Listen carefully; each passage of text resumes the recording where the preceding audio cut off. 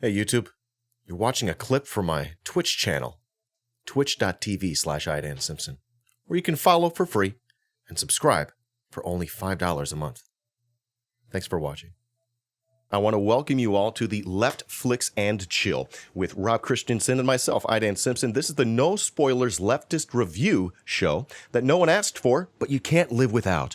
We record live and we post to YouTube later, and we ask three central questions. Number one, does the film pass the Bechdel test? Number two, does the film have class consciousness? And number three, do we think it's worth your time? Those are separate questions, right, Rob?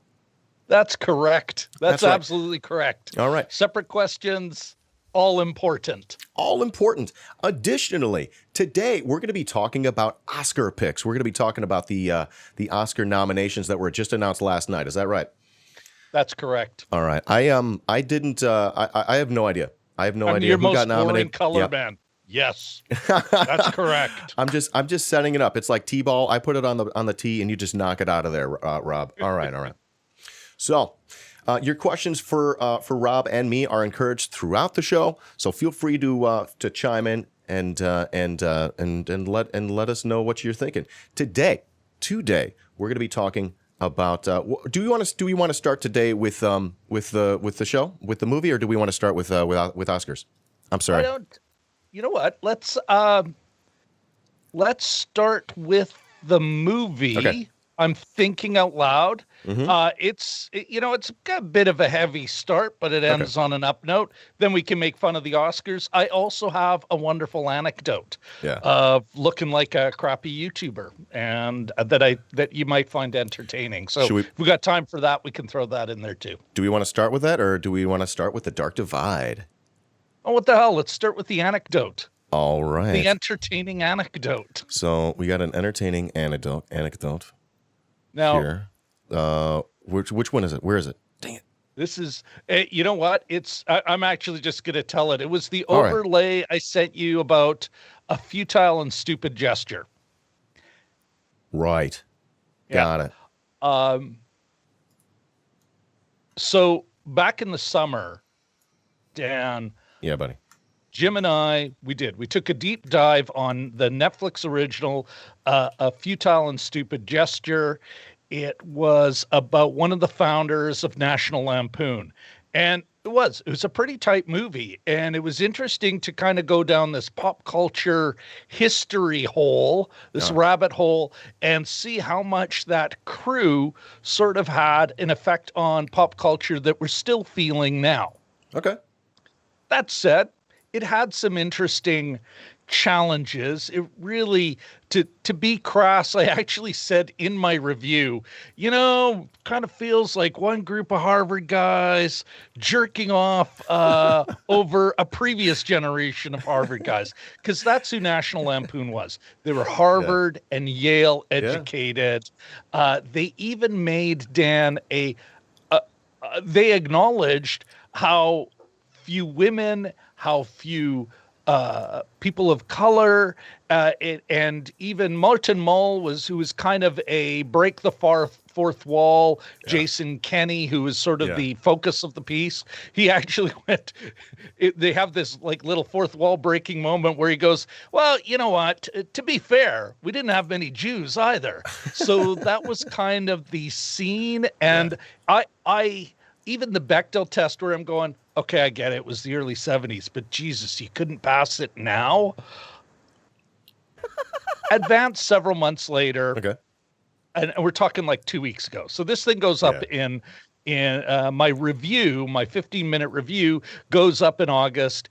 Advanced several months later, like really now, maybe 2 weeks ago, week and a half, earlier this month, I notice on YouTube, you can dive into the studio and you go, I didn't answer a comment. I didn't answer a comment from November. Yeah. And I'm not overwhelmed with subscribers now. I had we didn't even have 60 in November. So I don't know. Like there was a time, Dan, and for any other YouTuber here, I know you know that moment where it's like spam. Maybe I should heart it anyway, because at least it's activity, right? So how I missed this, I don't know.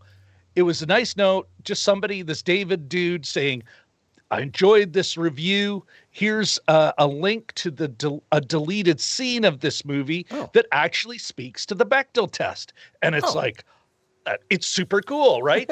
And I'm feeling like a schmuck because I didn't even, it's like, wow, this is a great comment. And I'm thinking I've blown a subscriber. But I say, hey, thanks very much for this. I go to the link, which is on his page. I watch the little deleted scene. It actually really does speak to the Bechdel issue. It shows that the filmmakers, or at least, were aware of the problem, right? Yeah. And then I commented on it, said, I guess it barely even passes even now, even though they refer to it. But it was a nice little scene, nice little moment. And I move on with my life. And I go, my comment hasn't been acknowledged, and nor should it be, because I'm the jerk who pissed away months before I answered this guy, right? Move on with my life. Earlier this week, late last week, I'm on TikTok instead of doing stuff I should be doing, as one does, pissing away. And all of a sudden, I see this David guy's, his profile there. He's on there. He's some kind of comedian or something, and I'm like, oh well, I'll follow him. That's cool. And then I'm pissing away some more time, and I'm like thinking, and then all of a sudden I click, and then I go back to YouTube and I click, and I put it all together. It was the fucking director of the goddamn movie who was commenting on my video. Oh my God. Are you kidding me? I shit you not. It's David Wayne. And it's not like, first of all, this wasn't like some little indie movie I was commenting on originally anyway. And he's been around. He's my age. He's been around, in Hollywood for 30 years. He's got a million, directing, acting, writing, producing credits. Like Wet Hot American Summer, a cult classic. Yeah. He did that. Wait, you're talking about David Wayne? David Wayne. Are you talking about David Wayne, dude? David fucking Wayne, dude. I blew off David Wayne. Holy shit, dude. David fucking Wayne. Can you imagine, Dan? He's probably a few days after he left the comment. Yeah. And he's going, who is this stupid fat white YouTuber? Can't even do the courtesy of a thumbs up or a heart? Nothing? What is he, that busy? He's got 58 subscribers. David Wayne is based. I'm a huge fan of Wet Hot, but go on. I'm sorry. Yeah. Exactly. Huge fan. I might have, and here's the thing, I may have made a bit of a snide remark about the school David Wayne went to in my review. Classic. Maybe. Classic. Yeah. But it was so I'm like, oh my God, I got to call my buddy Jim. I do want to tell people this. I want to bring it up. And we brought it up actually when we were talking about the Dark Divide, because I was like, I was kind of both thrilled and ashamed and embarrassed and everything, right? Mm-hmm. So I'm double checking things, and I'm looking, and it's like, God damn it. So the video, of course, he posted is because he has access to that because he was the fucking director. Yeah. Oh my God. It's an unlisted video. Like he stumbled across my review, watched it, but this YouTuber has a point. Yeah. It's possible they even uploaded the clip for you, unlisted for you. I think he did. Oh my God. That's the thing. All right. And I can't even bother to acknowledge him. All right, Rob. Well, you done fucked up. This is another episode of Rob Done Fucked Up. But this is how it works out for me, because I fall up. If I had just dealt with it back in November, like I should have, like a good YouTuber would, I would be just a bragging jerk. Hey, David Wayne commented on my thing. Yeah. But because I effed it up so royally, you blew it. I have an awesome anecdote. Like my course is like, this will be coming out at cocktail parties, when we're allowed to actually have cocktail parties. Yeah. This will be coming out regularly. Let me tell you when I effed up with a real director. It's just awesome. And the other thing is, but it was also, and I don't know, Dan, I'd love to hear, you must have had some of these experiences as you've developed into the streamer you are now. But for me and Jim, it was super validating. Like, we do have a very particular way we review movies. There's things we don't do. We never say that's a bad actor or the script wasn't good. Like, we're very structured, and we're very aware of what we can and can't comment on.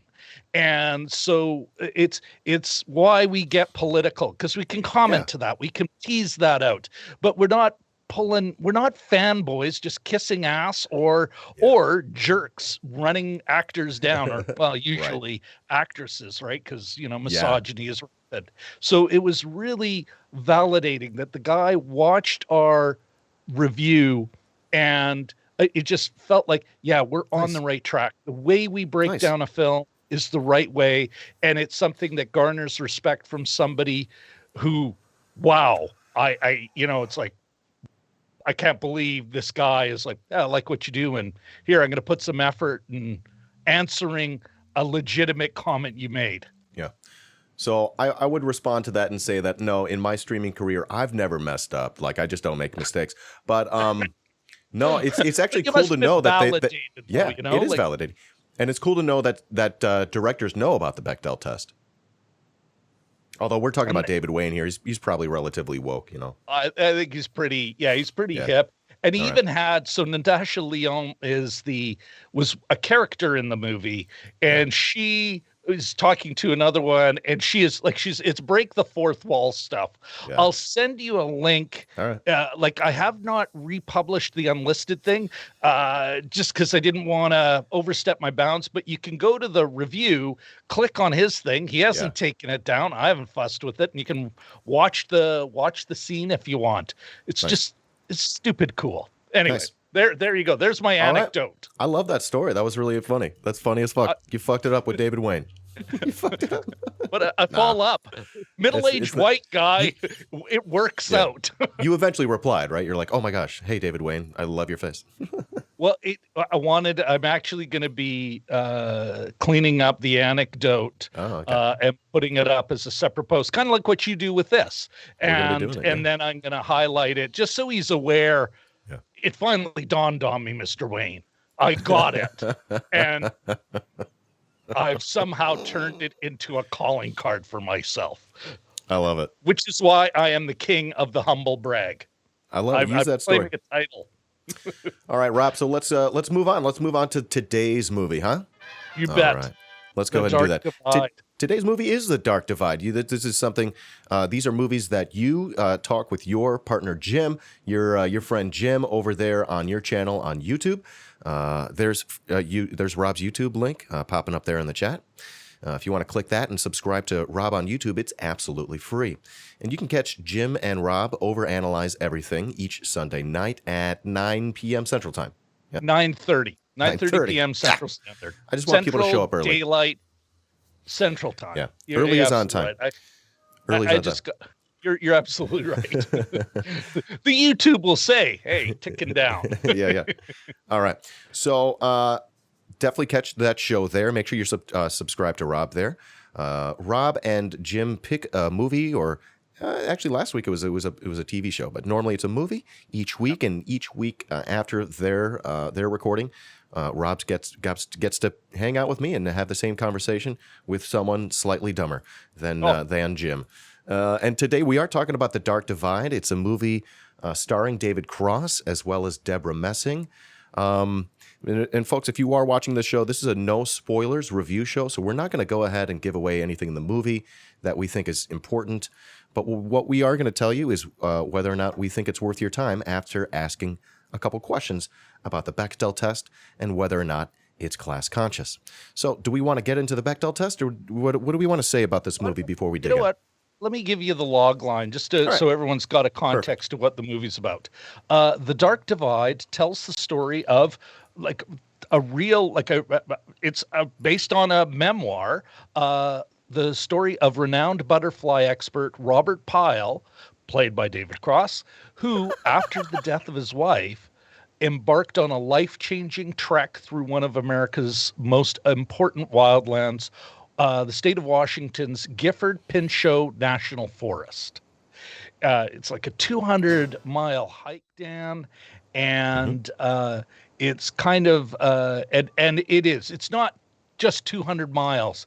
It's 200 miles up and down and gorges, and it's all set in the 90s at the height of a lot of conflict over logging versus biodiversity. And so you see some of that in this movie, but it's mostly about this guy having a journey to reinvent himself after the death of his wife, who died of cancer, over, well, like all those, like so many of those narratives where it's like, the person, it's not, I was sick this day, that day I died, we mourned, we move on, So yeah, there it gives you the context. Okay. As far as the Bechdel test goes, you know what? I'd love to hear your opinion myself. I'm like, there was a moment where she is talking to a couple of women at a cocktail party, a university cocktail party. He's an academic, of course, and we thought, close enough. Yeah, it passes the Bechdel test. You and your partner watched it. Do you remember the scene? No, I mean vaguely. Yeah, but like no. I was thinking back at the end of the movie. I'm like, does it pass the Bechdel test? I wasn't really watching exceptionally closely for that until I was like thinking back, and I'm like, I didn't remember any moments where two women were. And let me bring that up right here, and my chatbot will let you know what the Bechdel test is. It's a measure of the representation of women in fiction, and asks whether a work features at least two women who talked to each other about something other than a man, usually other than the main character, usually is the main character. I wasn't listening carefully, but if you think it passes the Bechdel test, I'll give it to you. It's just, but just is still a goal's a goal. All right. It may have gone off the top, off the skate. Yeah. The puck went off the skate of your own player. So there you go. I mean, it's an objective test. So whether it passes it or not, I mean, we could look at it that way. Goal's a goal. Yeah, we do got to remember whether or not that it's not necessarily indicative of how well women are represented in any specific work. And you could read more about that in the chat there. All right, so the Bechdel test, it passes, but not exactly flying colors. Yeah. I do like the fact that you've got Alison Bechdel in the Bechdel test. I think that's just mwah. Awesome. We got some graphics this week, baby. Okay. Awesome. As far as some of the other production stuff, just to kind of quickly check them off, no way. This will not pass. It will not get a reframe stamp. Nor wait. You said reframe stamp? Reframe stamp. All right, I'm not sure what that is. It's a higher level. Absolutely, it's another gender and color diversity kind of project focused on mostly the big shots within the film, right? So to get a reframe stamp, you have to have at least 8 points on the scale. 2 of them have to come from the director and the lead.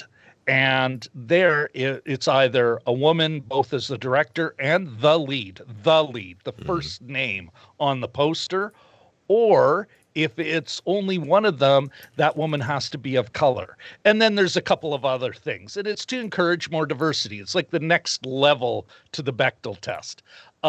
Myself, it's very much an industry guided thing.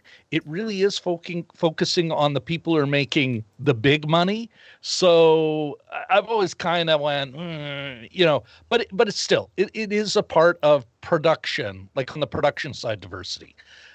It wouldn't pass that.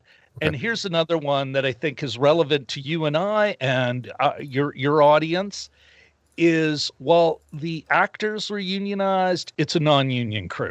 Okay. Like there was no union bug at it, and I think that's important to know. Yeah. All right. Within it, and this is again something I think we could discuss. You and I, you saw it. I would as far as class consciousness, I'm gonna say no, Hmm. because even though there were and sympathetic portrayals of let's say working people within the film, I would still say it was kind of that, that okay, bullshit dichotomy of the environment or jobs. Hmm. So the loggers at odds with the environmentalist.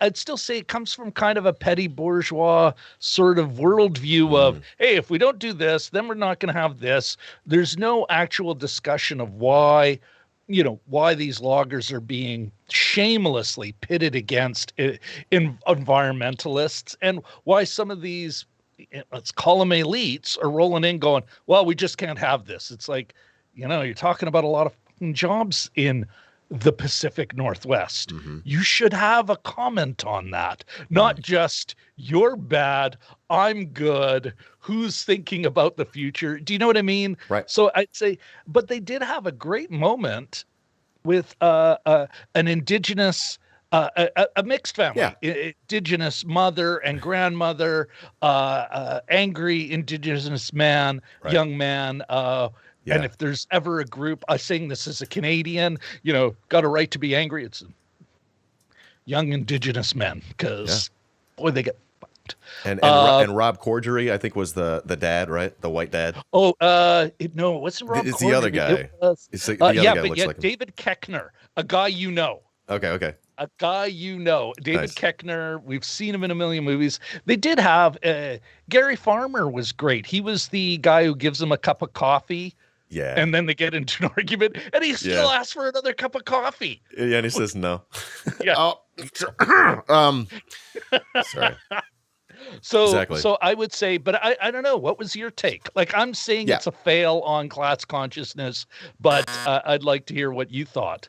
No, I agree. I think Daddy Marks would be disappointed. When they were talking about the logging, there was no mention of the central cause or of it. Why are they logging? It's they're not doing it because they love cutting down fucking trees. That's not Yeah. what they love to do. It's not their calling in life. At the risk to life and limb. Yeah, it's literally one of the most dangerous professions out there. It's sort of amazing when you meet an old logger, because Yeah. it's fucking dangerous as fuck. Yeah. So actually, Yeah. okay, and I got to tie this in here in a minute here, but I spent a lot of time in the Gifford Pinchot National Forest. But let's talk about that later. Really? Yes, Oh, I used okay. to be on a trail crew. But in terms of whether or not this is class conscious, no, it doesn't mention capitalism. It doesn't mention classes. It doesn't mention Yeah. classes.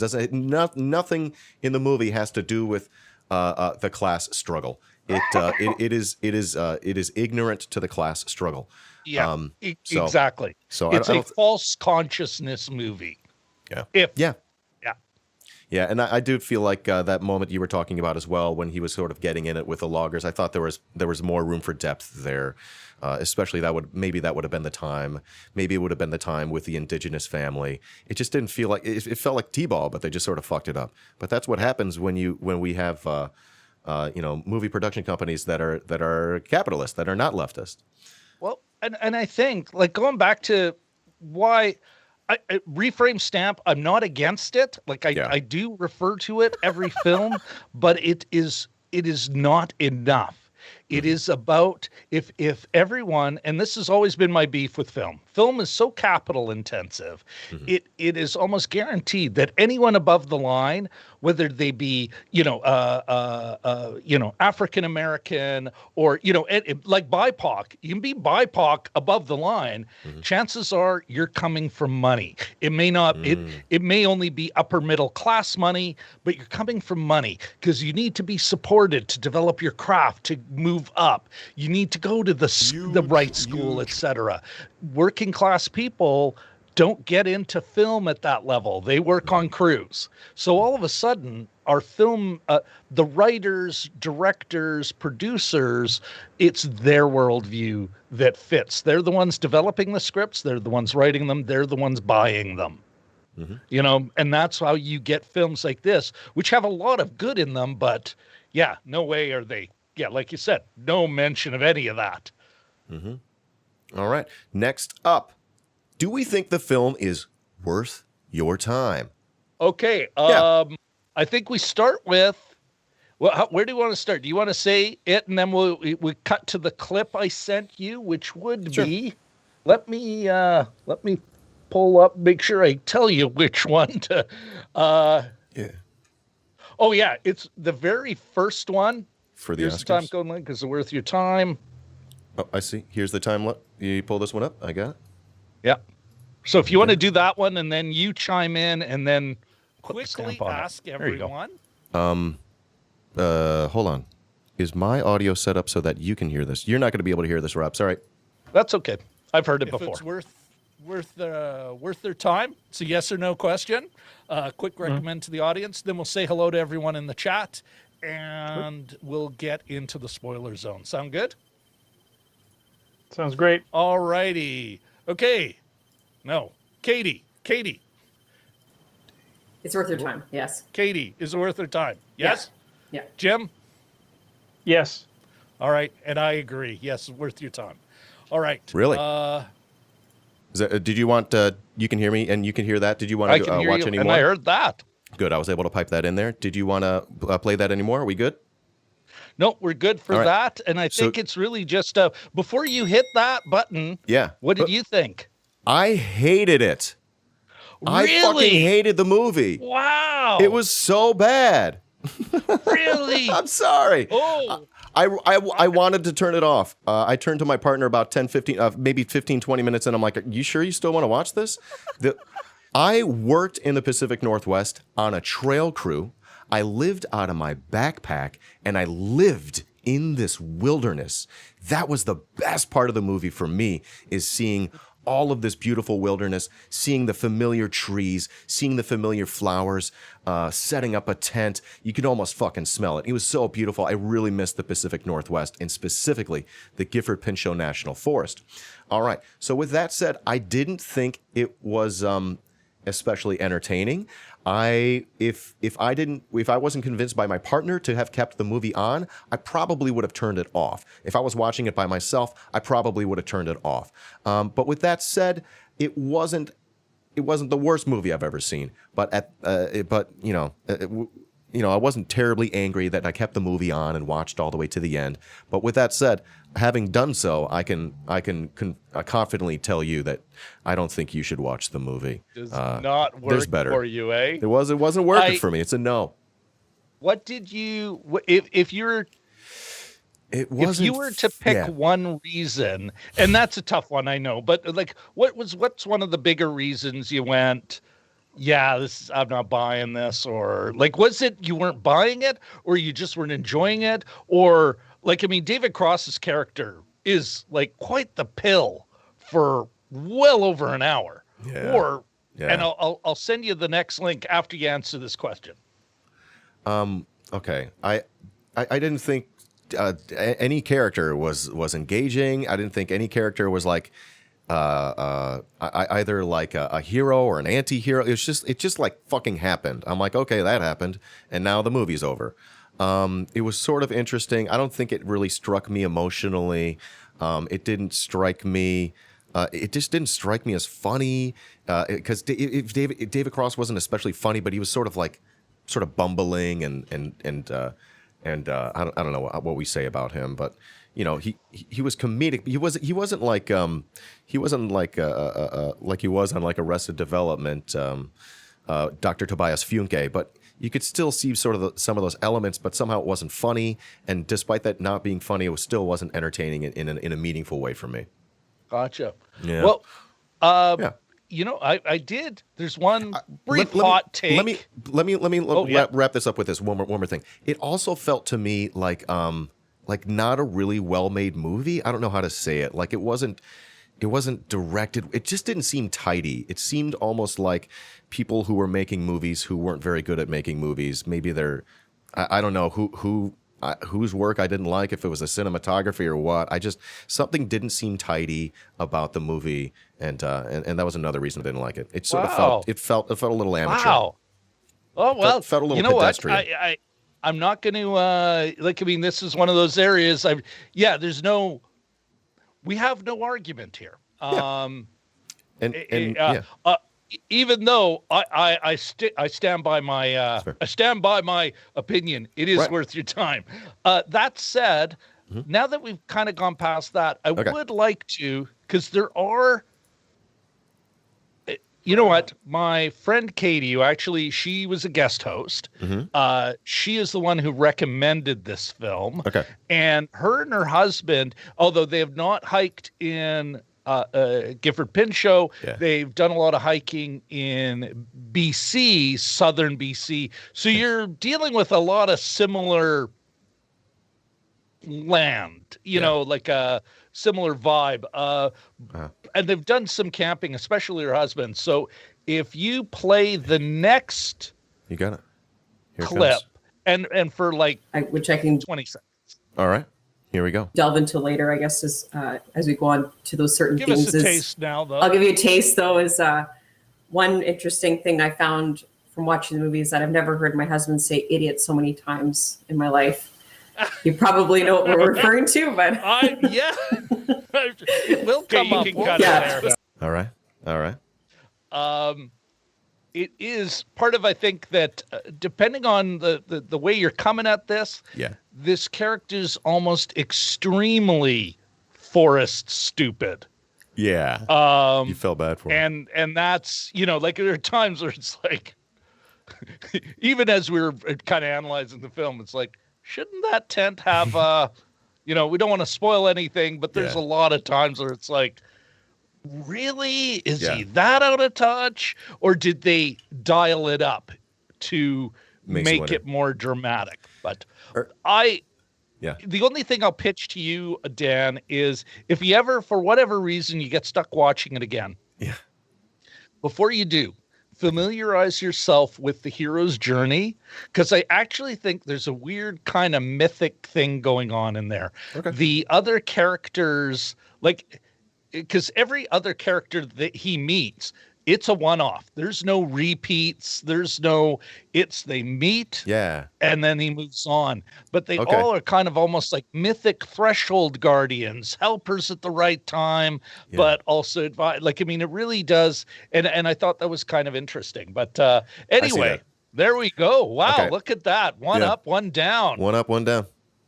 That's that. Awesome. I love it. Yeah. All right. The Dark Divide. The Dark Divide. It's time to... do we want to mention what's up next week? Let's talk about the Oscars first. Or do we have more clips from anything else? I'm so sorry. I'm sort of losing it. We have clips for your Oscars, Chet. Yeah. We've got clips from the Oscars. So why don't we talk about the Oscars, and then we'll go to what we're watching next week. I mean, it's the Oscars. Yeah. One of the things we even discussed last night, and this was myself, Jim, and a couple other fellow YouTube movie types, reviewers, Blu-ray, you know, that kind of scene. Yeah. One of the things we talked about was, you know, how safe this one seemed, and all I could think of is, as long as you weren't the racist Hollywood Foreign Press Association, it's almost impossible for the Oscars, the Academy, to fuck it up. Like, I bet you they're just saying, we're going to be cool and we're going to get through this, because those hillbillies down the road, those racist hillbillies down the road, are making our job easy for us this year. We're not going to be the bad guys, you know. I mean, is it that great a what's the word I'm looking for? Like, I mean, it's the Oscars. You know, it's the usual mishmash of interesting films, like that Minari, which I do think is a rather fascinating film. Nomadland has real potential. A lot of films, you know, unlike The Green Book, which is, hey, let's make a movie about a white guy using something that is huge within African-American 20th century history. You know, the One Night in Miami was nominated. The Judas and the Black Messiah, you know.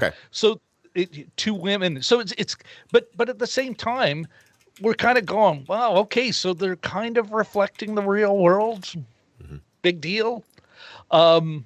That said, and this goes back to what we were talking about before.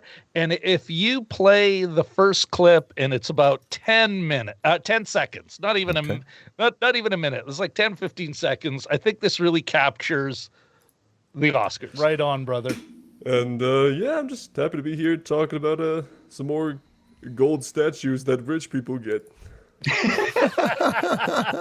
Exactly. And that's it. Why do we care?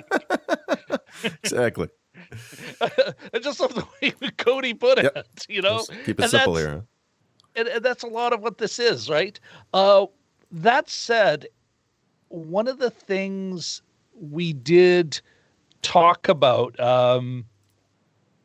and this kind of leads into the next clip, but Okay. I'll set it up for you. We talked about, and it'd be interesting, I'd love to hear what your thoughts are on this, what everyone else in your chat is thinking on this. I've always struggled with should we, I'm fascinated with why we care at all about this stuff. Yeah. Also, though, I'm asking the question, should we care? Is this something that, why do we care? Should we care? And myself, I'm in the middle. I really do think some people take this way too effing seriously.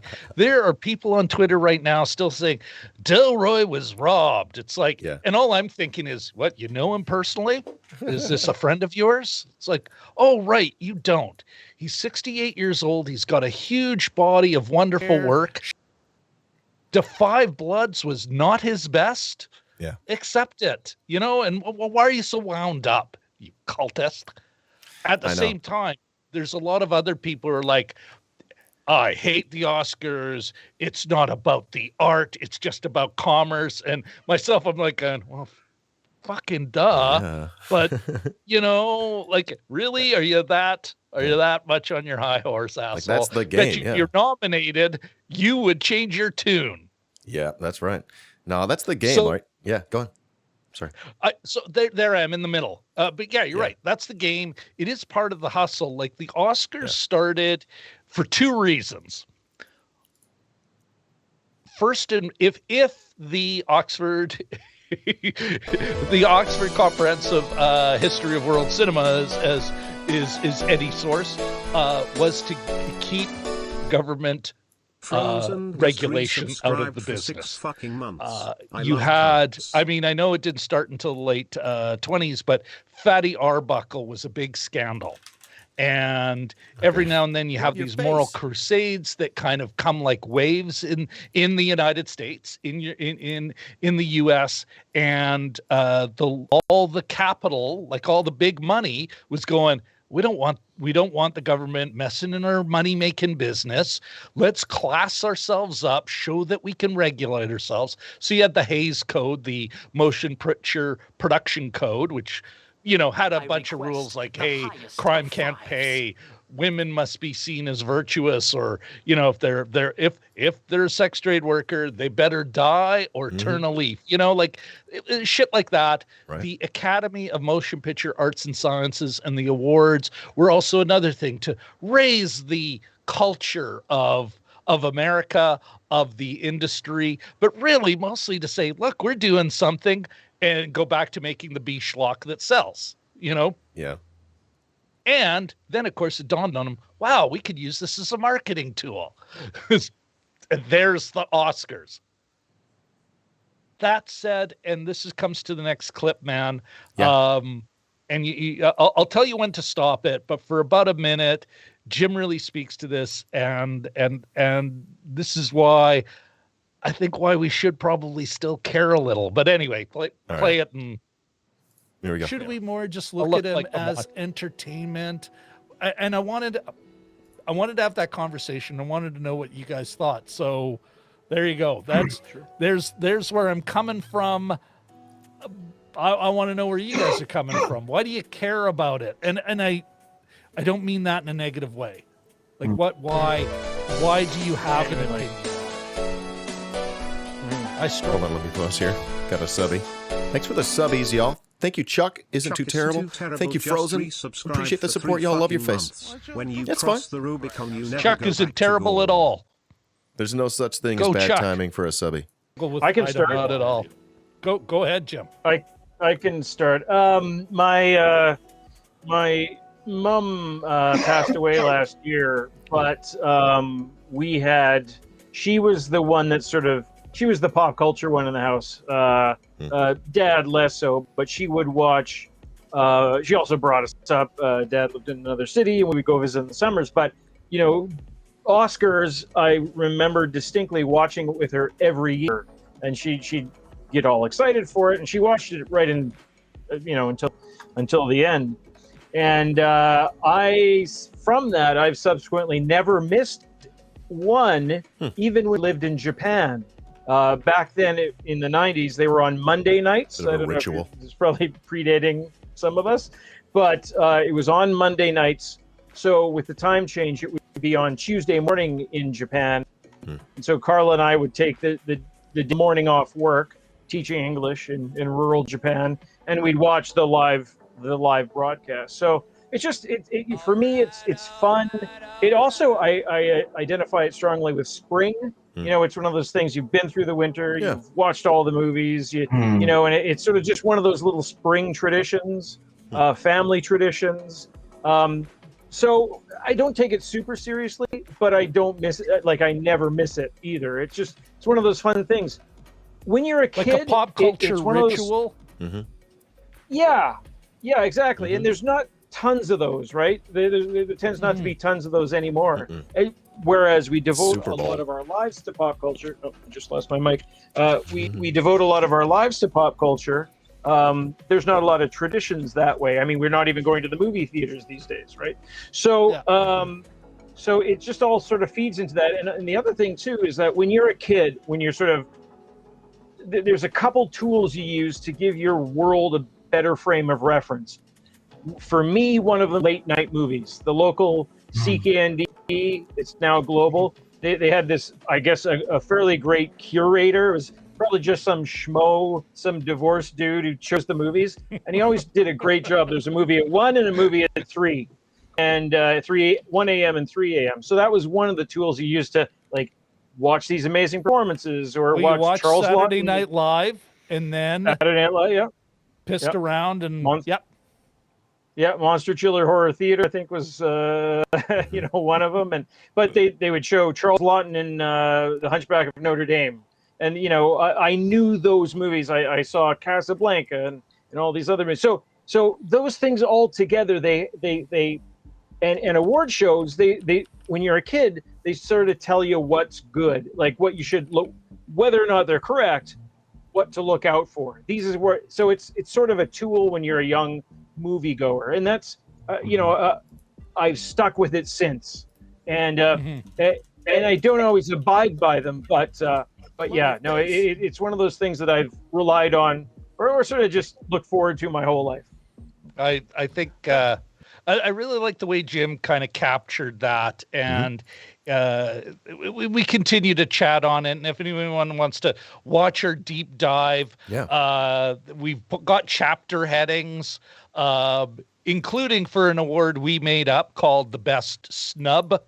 And where we had some fun with that. But in the end, we're it has its place. Yes, it's an award show that serves capital, but at the same time, I like the way Jim talked about it as far as, rituals and that. And a lot of what we try to do on our show and what we're trying to do here, Dan, is say, here, be aware of what you're consuming, but that doesn't mean, don't go be a hermit. We're not we're not ascetics, we will renounce the world. It's no, we have to live in it. So in the end, we're I guess we're going to stick with this thing. We'll ditch the Golden Globes because, racist AF. When they can't out of 100 people, what, none of them have a black friend? Jeez, right. Even though, even in that, there was a tweet that came out, a letter from the 100 top publicists in LA said, if you guys don't clean up your act, talking about the Golden Globes, your corrupt practices, because they are corrupt as fuck. Your racism, et cetera. If you don't clean up your act, we're just not going to tell any client to deal with you anymore. Like, I mean, it's, even Capital knows it's like, oh, they're going to start hurting our ability to make money. Exactly. Yeah. Wow, dude. Now that doesn't mean that they can't come up with good enough transformational change, right? Right. But anyway, so that was kind of there's some of our hot takes and our more meaningful takes on the Oscars this year. Right. Are you big into the Oscars? Are you going to be watching them? Do you watch them every year? I haven't watched them in years. Yes.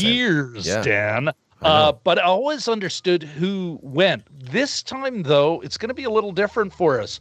We're going to do like almost like a bingo card. You go onto a Google form, you pick your winners.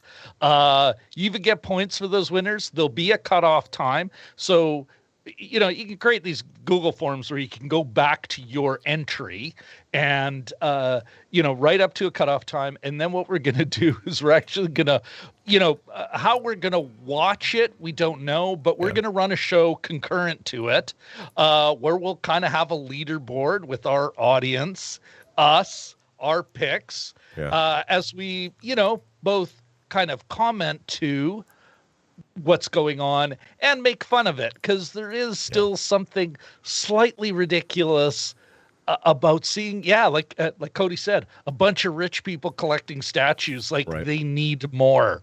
Finally, the recognition beyond the millions of dollars I receive. Right. Finally, I am validated. Totally feels unnecessary in a time like this, right? It's a little much. Well, it's one of those things that's that weird relationship we have with celebrity, which I think is almost religious in a way. But anyway, good point. Marx.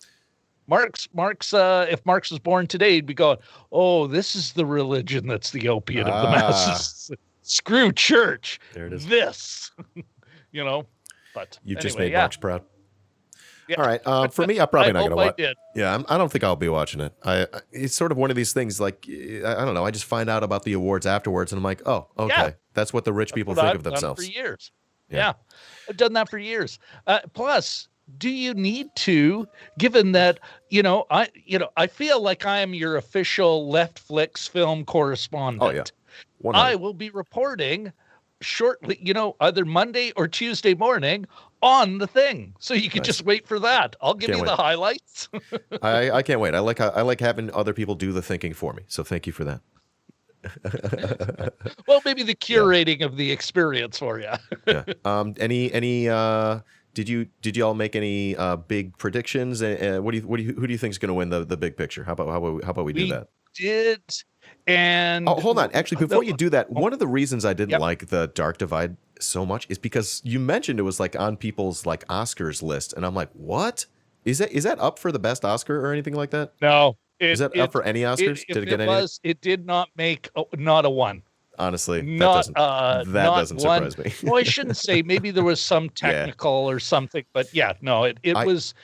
Yeah, I thought it would have been better. I thought you sort of pumped it up in my head. I thought it'd been different. I thought it'd been better. I think that was part of it for me, actually. Like I was sort of it did not meet expectations. Did not meet expectations. Gotcha. Maybe that's what it was. Yeah, I'm glad we got back around to that though. Okay. Well, but mind you, this is kind of it's a perfect example of two things. One, let's say critics, reviewers are not a replacement for your own fucking judgment. Mm-hmm. Also, I think, and again, something I now pat me and Jim on the back. Mm-hmm. I do another thing I think we do well is our whole shtick is go see the movie and then we'll all fucking talk about it. And we'll all like I have had my opinion changed by Jim, other co-hosts, folks in the chat, on aspects of the film, or even I've been a little less harsh on it or more harsh. Some I'm like the Five Bloods. I'm like, oh my goodness, it's like nails on a chalkboard to me.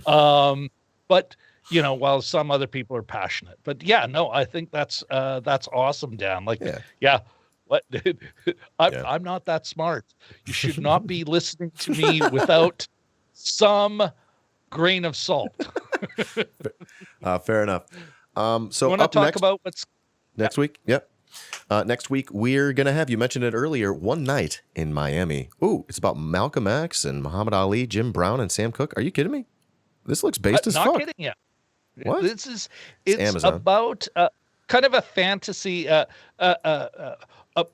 I think it's based on some BS lore, like or almost urban legend about these guys meeting in a hotel room one night and talking about all the key issues of the day.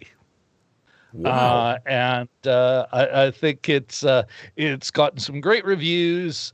It is up for, I believe it's either best screenplay or best original or best adapted screenplay. It's not up for best picture, if memory serves, but it's got some mad respect.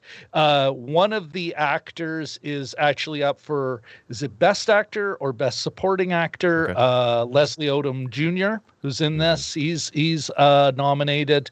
And yeah, you know what?